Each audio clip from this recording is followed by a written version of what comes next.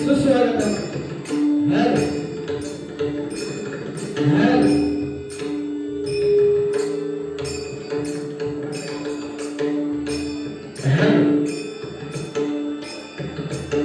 सुस्वागतम सुस्वागतम सुस्वागतम रंगदेवता या गावची ग्रामदेवता आणि या पवित्र स्थानामध्ये स्थानदेवतेला विनम्र अभिवादन करून निसर्गरम्य कोकणातील तेवढं निसर्गरम्य असं आमचं किंजवडे गाव आणि या किंजवडे गावामध्ये या पावनादेवीचा उत्सव मोठ्या आनंदाने थाटामाटाने या ठिकाणी साजरा करताना परंतु आणि ऐक्यवर्धक मंडळ किंजवडे नवरात्रोत्सव 2025 यांच्या वतीने या मातेच्या दादर म्हणून दर दिवशी या आपल्या वतीने सांस्कृतिक पारंपरिक असे कार्यक्रम या ठिकाणी नियोजित केलेले आहेत बघा. आणि आजच्या या पवित्र दिनी या मातेचा जागर व्हावा त्याप्रमाणे तुम्हा सर्व भजन रसिकांचं थोडक्यात मनोरंजन व्हावं या उदात्त हेतूने या ठिकाणी डबल माईकचा जंगी सामना आयोजित केलेला आहे. यासाठी आम्हाला 2 तास या ठिकाणी निवड केली आहे. मी स्वतः सुशील गजानन गोठणकर कोकापूर शिरका तालुका देवगड जिल्हा सिंधुदुर्ग आणि शुक्रवारीसाठी भांडूप मुंबई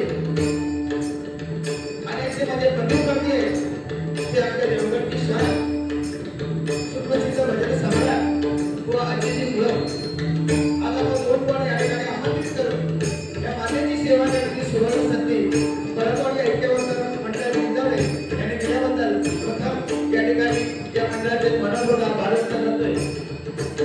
या कार्यक्रमासाठी आमचे पुरस्कर्ते ते सन्मान्य विनाशेठ पालकर आणि सन्मान्य जगाचे उपसरपंच विनयशेठ पाडाले. त्याचबरोबर या कार्यक्रमासाठी त्यांनी माझे संपर्क साधला ते सन्मान्य आमचे परममित्र दीपकजी परब. त्याचबरोबर या ठिकाणी आमचे मित्र आहेत संतोषजी परब त्यांचे या ठिकाणी मनपूर्वक आभार व्यक्त करतोय. या मंडळाचे सन्मान्य अध्यक्ष उपाध्यक्ष या गावचे सर्व गावकरी सन्मान्य उपसरपंच सरपंच पोलीस पाटील आणि सर्व माझे सहकारी यांच्या सर्वांच्या चरणी या ठिकाणी नतमस्तक होतोय. त्यानंतर माझे कुलदैवत आई पावनादेवी यांच्या चरणी या ठिकाणी नतमस्तक होतोय. त्यानंतर भजनाची माझ्या आराध्य दैवत कोकण कलाभूषण चंद्रकांत पाटण भजन सम्राट परशुराम बुवा पांचाळ भजन सम्राट विराट बुवा पाटील माझ्या दैवतांच्या चरणी नतमस्तक होतोय. माझी कुलदेवता माझी ग्रामदेवता माझ्या माता यांच्या चरणी नतमस्तक होऊन तो ग्रामपंचायतीला माझ्या सरस्वती मातेची समान मानणाऱ्या माझ्या शिवसंप्रवतींना स्वराज्यासाठी बलिदान देणाऱ्या माझ्या शंभूसंप्रवतींना माझ्या विचारावाचा मुद्रा करून सगळ्या महामानव भजन रसिकांचे आशीर्वाद घेऊन माझ्या भगिनींचे आशीर्वाद घेऊन या ठिकाणी आम्हाला सामान्य भगवानीच्या दुसऱ्या महिन्यात सुरुवात करतोय. धन्यवाद. जय हिंद जय महाराष्ट्र जय महाराष्ट्र जय महाराष्ट्र.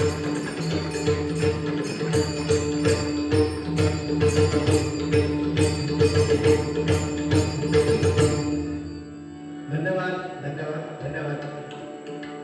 या कार्यक्रमाचे या ठिकाणी आम्ही त्यांची भजनं ऐकतोय त्यांची भजनं बघतोय आणि असं एक थोर व्यक्तिमत्व थोर भजनिकाला म्हणतात माझ्या जोडलेलं आहे. खरोखर माझं पुण्य समजतो मी. सगळ्यात महत्वाचं म्हणजे आहे की कुठल्याही कार्यक्रमाला गाव उठणारा होता कुठल्याही कुवाला न दुखवता वारी करण्याची आमच्या अजित मुळांची पद्धत आहे आणि त्यानुसार त्यांनी सुरुवात केलेली आहे. फक्त सुरुवातीला हात घातल्याने या लोकांच्या मरणावर त्यांची सुरुवात ठेवली. विमलचा सांगा त्याला असो सांगार विषय असं खेळ कधी वारी होणार आहे. त्यामुळे काय वय जरी बुवांचं माझ्यापेक्षा जास्त असलं कारण मी सांगितलं सुरुवातीपासून आम्ही कार्य ऐकतोय आणि त्यांच्या बघतोय त्यामुळे वयाने त्या अनुभवाने श्रेष्ठ असं व्यक्तिमत्व आहे नाही का. आणि बुवांच्या चरणाशी नतमस्तक होऊन हा कार्यक्रम या ठिकाणी मी नेहमी करत असतो आणि माझा सन्मान आहे तो असे. आणि सगळ्यात मोठी तुम्हाला एक सांगण्याची गोष्ट आहे की सध्याच्या या माझ्यासाठी अभिमानाची गोष्ट ही आहे की मी तुमच्या 3 पिढ्यांबरोबर कार्यक्रम करतो. 3 पिढ्यांबरोबर कार्यक्रम करणारा एकटा गोधनकर व्हायला ठेवा. जसं त्या दिवशी बुवांचे विद्यार्थी प्रवेश होता ते माझ्याबरोबर होते. त्याच्यानंतर त्यांचे गुरुजी अजित मुळंबुवा माझ्याबरोबर आहे. आणि त्याच्यानंतर तुमचे गुरुजी आमचे सन्मान्यांचे श्रीधरभाऊ मुंगेकर यांच्याबरोबर सुद्धा जोडलेले मी कार्यक्रम करत असतो. म्हणून 3 पिढ्यांचा हा साक्षी झाला आणि 3 पिढ्यांबरोबर कार्यक्रम करण्याचा एकटा गोधनकर आहे. हे माझं पुण्य आहे. हे सगळ्यांच्या नशिबात नाही बुवा, नाही का? पण आज बाकी टाकतील आहे म्हणजे काय टेन्शन नाही. म्हणजे चेहऱ्यावरचं जे तेज आहे, किती वर्ष झाली म्हणजे तेज अजून काय हलत नाही. याचं कारण काय आहे? व्यसनापासून लक्षात ठेवा. म्हणून बुवानी सुरुवातच केली, कारण ह्या गोष्टींची गरज आहे. लक्षात ठेवा, मी एखाद्या सगळ्यांना माहिती आहे, मी एखाद्या बुवानी चांगलं जर सांगितलं त्याची काट करून उगा त्याची खिल्ली उडवणारा गोधनकर बुवा आहे. त्याने जे चांगलं सांगितलं ते धरून पुढे द्यायचं, ही माझी पद्धत बघण्याची. त्यामुळे बुवा तुम्ही जेवढं चांगलं सांगितलं ते चांगलंच सांगितलं आणि त्याची काळाची गरज आहे. अतिशय सुंदर बुवा भजनाची सुरुवात केलेली आहे. त्याच्यामुळे तेवढं जमेल तेवढं मी सुद्धा सुरुवात करतोय. आशीर्वाद पाठीशी राहू दे. बाकी आज या ठिकाणी खरोखर येऊन बरं वाटतं की काही वर्षापूर्वी मी आहे की दुसरी वेळ माझी त्या ठिकाणी कार्यक्रम करायचे. म्हणजे त्यावेळेला आलो तर कौलारू असं मंदिर होतं, कौलारू मंदिर होतं. आणि आज त्या मंदिराचा बुवा म्हणजे स्वर्ग सुखाचा आनंद बुवा काय असतो ना, या मंदिराकडे बघितल्यावर समजतं. म्हणजे आम्ही स्वर्गात जाऊ तेव्हा जाऊ, पण आज प्रत्यक्षात स्वर्ग हा उतरला या धर्माच्या गावात नाही काय, याच्यासारखं सुख नाही बघा. हे सगळं बुवा, ही जी रचना आहे ना बुवा, हे जे केले, ही घडण झाली बुवा, ही एकट्याच्या कोणाच्या हातून नाही झाली आहे. अभिमानाने या गोष्टी आम्ही सांगू शकतो की प्रत्येकाचा खालीचा वाटा याच्यामध्ये नक्कीच असेल. प्रत्येकाचा खालीचा वाटा याच्यामध्ये नक्कीच असेल. पण या किल्ल्यावरील गावातील समय नृत्य, फुगडीवाले, दिंडी भजन, भजन, दशावतार व यांच्या सगळ्या निधीतून उभं राहिलेलं हे मंदिर आहे बुवा.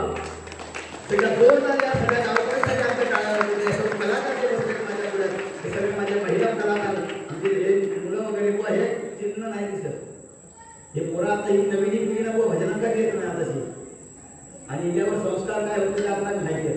पण कालपण आम्ही देवडूकला भजन, पण सगळी वयस्कर मंडळी, बाकीचे जे होते ना बुवा, याचा व्यसनचा तुम्ही सांगलात ना, याचा काय त्या विमलचा, त्याच्यापेक्षा घाण्याला व्यसन आता नवीन केला हा मोबाईलचा. सगळ्यात काय व्यसन सगळ्यात मोठा असत, बरोबर ना ताई? अगदी मान बरोबर राहिला बरोबरच बोलणार. कारण ह्याच्यापासून बुवा हे बहुतेक रेत झाली नाही का मला माहित नाही, पण त्या दिवशी त्या देवडूकला एवढी गेली होती ना, एक पोरग एक पोरगी काही खायला नाही होती. सगळे आपली नेटवर्क मध्ये होती त्यांच्या. पण आज बरोबर समाधान वाटतं, कारण आजची जी भजनाच्या मंडळी सांगतो तुम्हाला पेटाव शेलाव काहीतरी बोलून ही भजन आज होणार नाही. तेवढी फक्त अपेक्षा आमच्या दोन्ही बुवांकडून ठेवू नका. माझ्याकडनं तो विषय पण बुवांकडनं पण ठेवू नका. जे आज खऱ्या अर्थाने भजन आहे, कारण या पवित्र स्थानावर ज्या मातेला जे अपेक्षित आहे, ह्या देवीला जे अपेक्षित आहे ते भजन करण्याचा आम्ही प्रयत्न करायचा नाही का. आणि त्याप्रमाणे आम्ही भजन करून बुवांनी सुरुवात केलेली आहे. त्याप्रमाणे आम्ही सुरुवात करून मनोरंजनाचा हा भाग नक्कीच आली. मुंगेकर बुवांचं बुवाने उदाहरण दिलं की व्यसनमुक्तीचं साधन म्हणजे भजन. आज सार्थ अभिमान आहे आम्हाला. मुंगेकर बुवा आमच्या देवगडचे आहेत, कदम बुवा आमच्या देवगडचे आहेत. आणि त्याने तो वारसा आहे. मुंगेकर बुवांचा बुवा आणखी एक शब्द तुम्हाला सांगतो. जसं सांगितलं की व्यसनमुक्तीचं साधन म्हणजे भजन बुवा, तसं बुवाने सांगितलं की सध्याच्या विषयामध्ये धरून आपण जर बोलतोय तर मनोरंजन आणि भजन याची सांगड कशी घालायची असते. तर बुवाने सांगितलं, आमच्या मुंगेकर बुवाने काय सांगितलं, 80% भजन आणि 20% मनोरंजन. बुवांची व्याख्या माझ्या मुंगेकर बुवांची, 80% भजन आणि 20% मनोरंजन. मी सांगताना उलट सांगतो. मी काय सांगतो की जसं आता काय झाला भजनाचा, 20% भजन जमला तर आपण 20% भजन, बाकीचं आपलं मनोरंजन. कारण विषय कसा बघा, मगाशी पण जेवताना आमच्या भजना बुवा मगाशी जेवताना वाढले, त्यांनी काय केलं बघा, एवढं भात वाढले, एवढं भात आणि मग एवढा लोणचा. लक्षात, लोणचा कशा एवढा म्हणजे त्या कशासाठी आपण वापरतो, तर चवीसाठी वापरतो. भजनाचा पण असाच व्हाया, एवढा वजन व्हाया आणि लोणचा म्हणजे मनोरंजन एवढा व्हाया. आता झाला उलटा, लोणचा झाला एवढा, लोणचा एवढा आणि वजन एवढा राहता. ही परिस्थिती होती भजनाची आहे. पण प्रामाणिकपणे काही बुवा सगळ्यांना नावं ठेवत नाही, तुला नावं ठेवायचा मला अधिकार नाही. प्रत्येकाने प्रत्येकाच्या इच्छेनुसार करावं, कारण भजनाची किंमत तुम्हाला कळायला खूप उशीर लागेल मंडळी. भजन म्हणजे साधी सोपी गोष्ट नाही. भजन भक्तांनी जनार्दनासाठी केलेलं नमन म्हणजे भजन. भजन सोपी गोष्ट नाहीये. अरे भजन भजन सोपे परी आहे कठीण. अरे भजन भजन सोपे परी आहे कठीण. घाव सोस गाविणारे नाही येत देवपण. अरे भजन भजन नामदेवाने ते केले. अरे भजन भजन नामदेवाने ते केले. दगडाचे बनवली टाळ देऊळ उलटे फिरविले. नामदेवाने काय केलं? हा छोटा नामा अगदी देवळात जाऊन भजन करायला लागला. मोठमोठ्यानी अगदी त्या नामस्मरणामध्ये दंग झाला. पण त्या पुजाऱ्याला ते काय पटलं नाही. पुजाऱ्याला ते काय पटलं नाही. ते काय वाटला की मीच मोठो, म्हणजे देवाचं पायी मीच मोठो. त्यांनी सांगितले नामा उठ उठ आणि पाठी जा. तुझं भजन बिजन काय आता पाठी जाऊन कर. भय देवळात नको, गाभाऱ्यात नको. आणि त्या गाभाऱ्यातून नामदेवांना उठवलं आणि नामदेव जाऊन त्या देवळाच्या पाठी जाऊन बसले. दगडाचे टाळ बनवले. 2 दगड घेतले, टाळ बनवले आणि त्या पांडुरंगाचा नामस्मरण करू लागले. आणि एवढे दंग झाले, साक्षात पांडुरंगाला धावा करायला लागला आणि पांडुरंगा उतरला आणि देऊळ ते उलट फिरवायला लागलं. बघा ही या भजनाची ताकद आहे. आणि म्हणून प्रत्येकाने आपल्याला मिळेल त्या वेळी मिळेल त्या क्षणी आपल्याला भगवंताचं नामस्मरण करायचंय. कारण जास्त वेळ लागत नाही त्याला. हे आमच्या 4-4 तास लागत नाही भजनासाठी. देवाची द्वारे उभा क्षण भरी तेने मुक्तीची आई साधली. देवाच्या ठिकाणी जायला फक्त एक क्षण असतो, तो क्षण पुरेसा असतो. पण तो क्षण त्या भगवंताच्या चरणी, त्या मातेच्या चरणी अगदी मनोभावे समर्पित व्हायला पाहिजे. बघा मंडळी, अशी या भजनाची एक व्याख्या आहे, या भजनाची एक प्रथा आहे. आणि आज आपण या पवित्र भूमीवर बसलो. त्या भूमीवर कदमबुवा, पाटीलबुवा, पांचाळबुवा यांनी भजनं केली आहे. त्यांनी हा वारसा दाखवलाय आणि तो वारसा आम्हाला चालवायचा. बघा असो, सुरुवात बुवाने केलेली आहे, अतिशय सुंदर केलेली आहे. आणि त्यानुसार या ठिकाणी मी सुद्धा सुरुवात करतोय. बाकी मनोरंजन हे होणारच आहे, त्याबद्दल तुम्ही निश्चिंत राहा.